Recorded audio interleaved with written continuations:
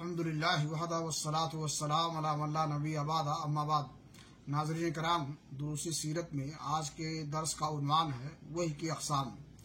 अल्लामा इब्न क़य्यिम रहमहुल्लाह ने वही की मुख्तलिफ मरातिब को बयान किया है, जिनमें से एक ये है सच्चा ख्वाब।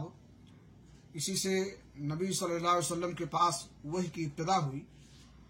नंबर 2, फरिश्ता आपको दिखलाई दिए बगैर आपके दिल में बात डाल देता था। मसलन नबी सल्लल्लाहु अलैहि वसल्लम का इरशाद है, इन्ना रूहल कुद्स नफ़सा फी रऊई अन्नहु लन तमूत नफ्सुन हत्ता तस्तकमिला रिज़्क़हा फत्तकुल्लाह व अजमिलू फ़ी तलब वला यहमिलन्नकुम इस्तिब्ताउ रिज़्क़ी अला अन ततलबूहु बिमासियतिल्लाह फ़इन्ना मा इंदल्लाहि ला युनालु इल्ला बिताअतिह। रूहुल कुद्स ने मेरे दिल में ये बात फूकी कि कोई नफ्स मर नहीं सकता यहाँ तक कि अपना रिस्क पूरा हासिल कर ले। बस अल्लाह से डरो और तलब में अच्छाई इख्तियार करो, और उसकी ताखीर तुम्हें इस बात पर आमादा न करे कि तुम उसे अल्लाह की मासियत के जरिए तलाश करो, क्योंकि अल्लाह के पास जो कुछ है वो उसकी अताअत के बगैर हासिल नहीं किया जा सकता।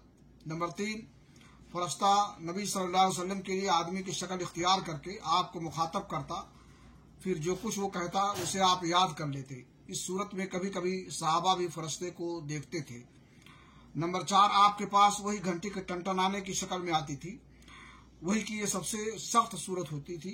इस सूरत में फरिश्ता आपसे मिलता था और वही आती थी तो सख्त जाड़े के जमाने में भी आपकी पेशानी से पसीना फूट पड़ता था, और आप ऊँटनी पर सवार होते तो वो जमीन पर बैठ जाती थी।